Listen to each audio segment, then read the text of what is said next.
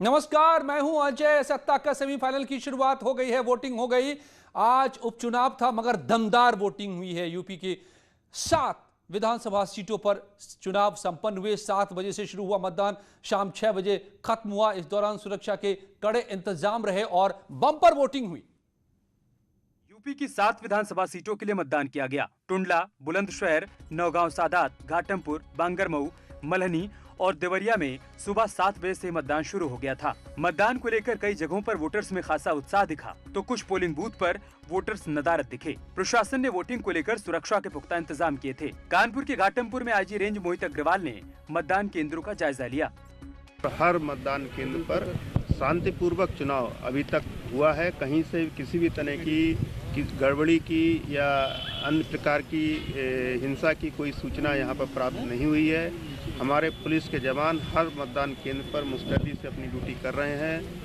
Corona काल में मतदान को लेकर हर पोलिंग बूथ पर मेडिकल की सुविधा का भी इंतजाम किया गया था, तो मतदान केंद्रों पर बिना मास्क लगाए पहुंचे मतदाताओं को मास्क बांटा गया। और अब चुनाव की वोटिंग के दौरान कई जगहों पर हंगामे की भी खबरें आई। कई जगह पर आचार संहिता का उल्लंघन भी होता दिखा, तो कहीं राजनीतिक दलों के समर्थक ही आपस में टकरा गए। देखिए तमाम जगहों पर क्या क्या तस्वीरें सामने आई। यूपी में 7 सीटों के उपचुनाव को लेकर मतदान के बीच कई जगहों से हंगामे की खबर भी सामने आई। कानपुर के घाटमपुर में पूर्व सांसद राकेश सचान और सुरक्षा कर्मियों के बीच तीखी नोकझोंक हो गई। दरअसल सजेती के अनुपुर मोड़ के पास पूर्व सांसद के काफिले को आचार संहिता के उल्लंघन करने पर रोका गया था। पुलिस ने कांग्रेस की चुनाव प्रचार सामग्री समेत गाड़ी को सीज कर दिया था, जिसको लेकर पूर्व सांसद का पारा 7वें आसमान पर पहुंच गया और उन्होंने पुलिस क्षेत्राधिकारी पर अपना गुस्सा निकाला। उधर देवरिया में जिला प्रशासन की बड़ी लापरवाही सामने आई, जहां सब्जी मंडी स्थित एक बूथ पर कमल का निशान बनाया हुआ था, जिसे देखकर एसपी उम्मीदवार ब्रह्माशंकर त्रिपाठी भड़क उठे, जिसके बाद आनन फानन में कमल के निशान को ढका गया। वहीं जौनपुर के मल्हनी में मतदान को लेकर समाजवादी पार्टी और निर्दलीय प्रत्याशियों के समर्थकों के बीच तीखी नोकझोंक हो गई। प्राइमरी स्कूल बिदुली में बने पोलिंग बूथ पर हंगामा देखने को मिला। बड़ी मुश्किल से सुरक्षा कर्मियों ने मामले को शांत कराया। और उपचुनाव में वोटिंग के दौरान कई जगहों पर नेताओं से ऊबी जनता ने मतदान का बहिष्कार भी किया। लोगों का सिर्फ एक ही नारा था, विकास नहीं तो वोट नहीं। कहां हुआ बहिष्कार, देखिए इस रिपोर्ट में। उपचुनाव की वोटिंग के बीच कुछ जगहों से मतदान बहिष्कार की खबरें भी सामने आई। फिरोजाबाद के टुंडला विधानसभा के कचपुरा के लोगों ने मतदान का बहिष्कार कर दिया। उधर बुलंदशहर के डीएम कॉलोनी से सटे इलाके के लोगों ने अपने घरों के बाहर मतदान बहिष्कार के पोस्टर चस्पा किए हुए थे। रास्ता नहीं तो वोट नहीं किनारे को लेकर लोगों ने वोटिंग से दूरी बनाए रखी। यहाँ पे 7 दीवारें लगी हुई है। इस कॉलोनी को पूरा पैक किया हुआ है। यहाँ के लोगों के आने जाने दूभर हो गए हैं, ठीक है ना। किसी को मंदिर जाना है, किसी को अस्पताल जाना है, किसी को रोजमर्रा के कामों से जाना है, अपनी गाड़ी बाइक नहीं निकाल सकते। क्या करें, इतने परेशान हैं, कोई रास्ता ही नहीं है निकलने के लिए। पीछे छोटी गली में घूम घाम के कहीं जाना पड़ता है, कोई रास्ता नहीं है। तो अमरोहा की नौगांवा सादात विधानसभा सीट पर कुछ लोग मतदान नहीं करने पर अड़े रहे। नारकी इलाके के सब्दलपुर सुमाली गांव के लोग वोट डालने नहीं पहुंचे। सड़क नहीं बनने से ये लोग नाराज थे। तो उन्नाव की बांगरमऊ सीट पर भी कुछ लोगों ने वोट नहीं डाला। फतेहपुर ब्लॉक के बूचागढ़ा गांव के लोग भी बदहाल सड़क से नाराज थे। और चुनाव में महिलाओं को किसी तरह से परेशानी न हो, इसके लिए अलग से विशेष इंतजाम किए गए थे। और कई विधानसभा सीटों पर महिला वोटर्स के लिए विशेष रूप से पिंक बूथ बनाए गए। उपचुनाव में महिलाओं को वोट के लिए जागरूक करने को लेकर कई विधानसभा सीटों पर पिंक बूथ बनाए गए थे। कानपुर के घाटमपुर में भी सखी मतदान केंद्र पर सुबह से महिलाओं की भारी भीड़ देखने को मिली। वोट डालने को लेकर महिलाओं में खासा उत्साह दिखा। टेंट है, सब व्यवस्थाएं हैं और आंगनबाड़ी कार्यकर्त्री वगैरह लगी हुई है यहाँ पे, उनको फैसिलिटेट करने के लिए, जिससे कि महिलाएं जो है आज ज़्यादा से ज़्यादा पार्टिसिपेट करें और मतदान करें। वहीं देवरिया सदर सीट के बैतालपुर भांडा प्राइमरी स्कूल में पिंक बूथ बनाया गया था, जहां पीठासीन अधिकारी से लेकर मतदान कर्मी सभी महिलाएं ही थी। बूथ की जो जिम्मेदारी है, वो जिम्मेदारी जो है महिलाओं के कंधे पे दी गई है। अंदर जो रिटर्निंग अफसर हैं, वहाँ रिटर्निंग अफसर से लेकर जितने भी मतदान कर्मी हैं, चारों के चारों महिलाएं हैं। और साथ ही इस बूथ की जो सुरक्षा व्यवस्था की जिम्मेदारी दी गई है, वो जिम्मेदारी यहाँ पे सबसे पहले महिलाओं को दी गई है। यहाँ पे बड़ी संख्या में महिला फोर्स लगाई गई है और वही यहाँ पे उस जिम्मेदारी को निभा रही हैं। तो मताधिकार का इस्तेमाल करने सुबह से लोग बाहर आते नजर आए, मगर कुछ वोटर अपने अलग अंदाज में दिखे। कैसे, देखिए रिपोर्ट। उपचुनाव में मतदान को लेकर लोगों में खासा उत्साह देखने को मिला, तो कुछ सीटों पर वोटर्स का निराला अंदाज दिखाई दिया। उन्नाव की बांगरमऊ सीट पर 55 साल के वोटर घोड़े पर सवार होकर वोट डालने पहुंचे, जिसको लेकर उनका जवाब भी कुछ हटकर था। हमारे पास है भी नहीं, घर में हम रखे हैं, घोड़े रखते हैं, सवारी घोड़े से। कानपुर की घाटमपुर में बुजुर्ग वोटर्स का उत्साह देखते ही बन रहा था, जहां कई बुजुर्ग अपने परिजनों का सहारा लेकर वोट डालने पहुंचे थे, तो कुछ दिव्यांग भी अपने अधिकार के इस्तेमाल के लिए जागरूक नजर आए। बस ऐसा ही विधायक कोई अच्छा कि गरीबन की सुविधा दे। गरीबन की तो सुविधा कोई नहीं देता। वोट आए, पहुंच गए, वोट दे, चल भैया आ रहे हैं, चलो देंगे। कोरोना काल में हो रहे चुनाव को लेकर अधिकांश वोटर्स चेहरे पर मास्क ढककर पहुंचे थे।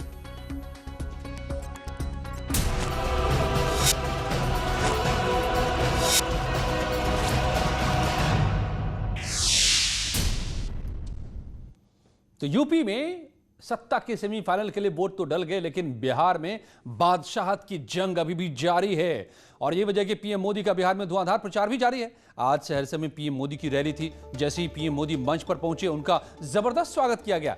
लोगों ने देर तक ताली बजाई और मोदी मोदी के नारे लगाए। रैली के दौरान जोश देखते ही बनता था।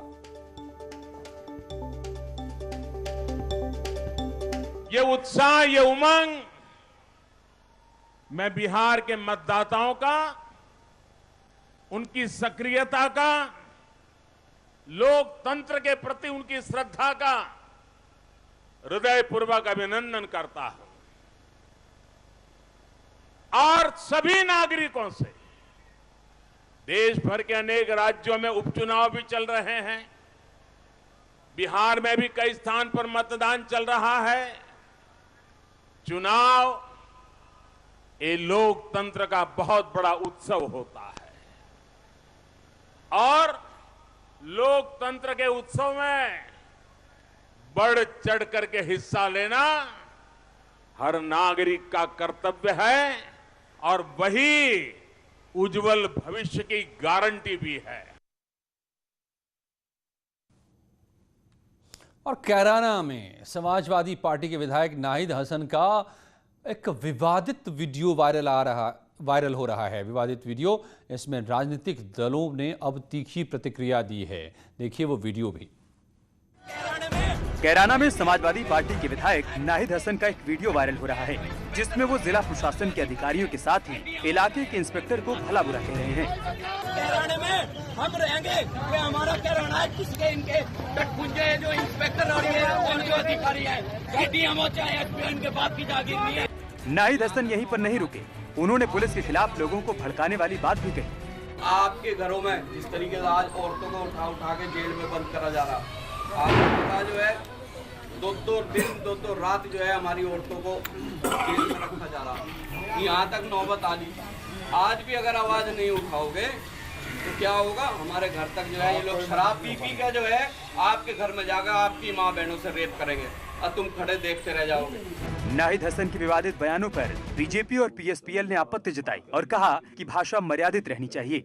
नहीं, वो सच उन्होंने कहा, इसमें उन्हें अपने बाप को भी जोड़ लेना चाहिए कि किसी के बाप की जागीर नहीं है, यहाँ लोकतंत्र है और जो विधायक जीत के आता है वो जनता जीता, जनता ही जनार्दन है। अगर उसने उस पवित्र मंदिर में विधानसभा में पहुंचाया है तो वो जमीन पर भी लाकर खड़ा कर सकती है। मुझे लगता है कि लोकतंत्र की शुचिता के लिए किसी भी जनप्रतिनिधि या किसी भी व्यक्ति को इस प्रकार की अमर्यादित भाषा, अशोभनीय, अस्वीकार्य भाषा को नहीं बोलना चाहिए, क्योंकि यह देश गांधी और बुद्ध का देश है। मुझे लगता है कि लोकतंत्र में ऐसे भाषा का कोई स्थान नहीं है, कोई जगह नहीं है। नेता समाज के प्रतिनिधि होते हैं, ऐसे में लाजमी है कि उन्हें अपनी भाषा पर नियंत्रण रखना चाहिए। Bureau report, news 18, Uttar Pradesh, Uttarakhand. तो माननीयों की ऐसी भाषा क्यों, ऐसा चाल चलन क्यों? लोग कहते हैं कि ये नाहिद हसन साहब की कभी मनमानी चलती थी। ऐसे आरोप आप जाइए कैराना में सभी लगाते नजर आएंगे। अब वो नहीं चलती है, क्या ये उसकी बौखलाहट है? और ऐसे ही जवाब और भी विधायकों के आ रहे हैं। तो आज इसी पर सबसे बड़ी बहस रात 8 बजे जुड़िए मेरे साथ महाबहस में। और हमीरपुर से इस वक्त खबर आ रही है, डबल मर्डर से इलाके में सनसनी फैल गई है। पुरानी रंजिश में ताबड़तोड़ गोलियां चली हैं। पूर्व प्रधान और रिश्तेदार की मौके पर मौत। गोली लगने से एक व्यक्ति गंभीर रूप से घायल भी है। मृतक प्रधान की पुत्री की भी हो चुकी है हत्या। राठ के ददरी गांव में वारदात, डबल मर्डर।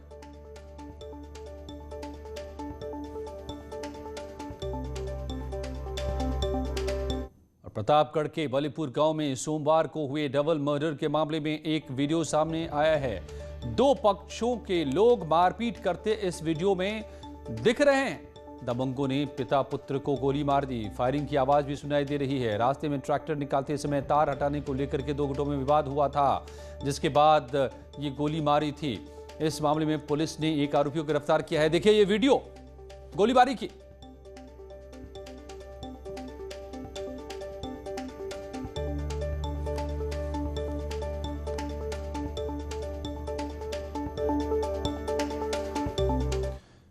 और मेरठ में ट्रांसपोर्टर के बेटे की अपहरण का मामला पूरी तरह से फर्जी निकला। मामले का खुलासा करते हुए मेरठ एसपी ने बताया कि बच्चे को दिल्ली से बरामद कर लिया गया है और इनके पास से 9.5 लाख रुपए बरामद हुए हैं। पुलिस के मुताबिक बच्चा अपने सौतेले माता पिता से परेशान था। इसी वजह से उसने अपहरण की फर्जी कहानी रच डाली और बच्चा अपनी दोनों बहनों को भी घर से निकालना चाहता था। फिलहाल पुलिस ने चाइल्ड वेलफेयर की टीम को शामिल कर बच्चे और उसके माता पिता की काउंसलिंग कराना शुरू किया है। सरकार ने मेरठ पुलिस को पूरी वारदात के खुलासे के लिए 1 लाख रुपए के इनाम की घोषणा भी की है। तो कुछ समय पूर्व बरामद किया गया है और बच्चे के पास से करीब 9.5 लाख रुपए के आसपास लगभग रुपए भी बरामद हुए हैं। पूरा मामला ये निकलकर सामने आया कि ये लड़का जो है इसकी मदर स्टेप मदर है और घर से थोड़ा परेशान था। उसके बाद ये स्वयं ही पूरा कांड इसने रचा था और परेशान होकर इसने अपनी बहन के कागज़ पर ये चीज़ लिखी थी और मोबाइल फ़ोन पे मैसेज भी इसने अपने फ़ोन से किया था। उसके बाद उसने नंबर अपना चेंज कर लिया था। रायबरेली सदर से विधायक अदिति सिंह ने गांधी परिवार के करीबी विक्रम कौल की अध्यक्षता वाले कमला नेहरू एजुकेशन सोसाइटी की जमीन में कथित फर्जीवाड़े के मामले में आर्थिक अपराध शाखा को चिट्ठी लिखकर जांच की मांग की है। इस मामले में अदिति सिंह सीएम योगी आदित्यनाथ से भी मदद मांग चुकी हैं। अब उन्होंने जांच अपराध शाखा के डीआईजी को चिट्ठी लिखी है, करवाने की मांग की है और ट्वीट कर गांधी परिवार पर निशाना भी साधा है।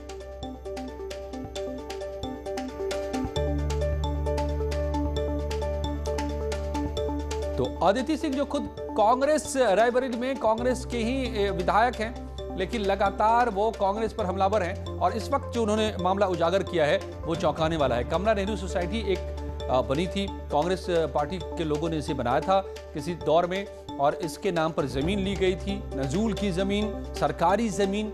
मगर जो आरोप है अब एमएलए अदिति सिंह का कि उस जमीन का उन्होंने कोई इस्तेमाल नहीं किया गया, स्कूल बनाने को लेकर के क्या ली गई थी जमीन, स्कूल नहीं बनाया गया गरीबों के लिए।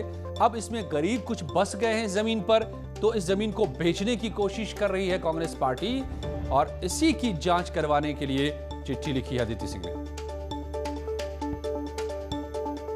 रायबरेली सदर से कांग्रेस सिंह ने कमला नेहरू रायबरेली सदर से कांग्रेस विधायक अदिति सिंह ने कमला नेहरू एजुकेशनल सोसाइटी में कथित फर्जीवाड़े के मामले में आर्थिक अपराध शाखा को पत्र लिखकर जांच की मांग की है। अदिति सिंह ने पत्र को ट्विटर पर भी शेयर किया है।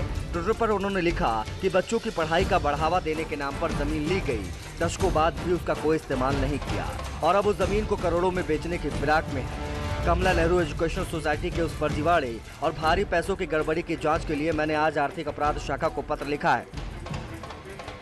क्या ये ज़मीन आपको सरकार ने पट्टे पे नजूल की ज़मीन इसलिए दी थी कि आप फ्री होल्ड एग्रीमेंट करा के फिर एग्रीमेंट टू सेल करें?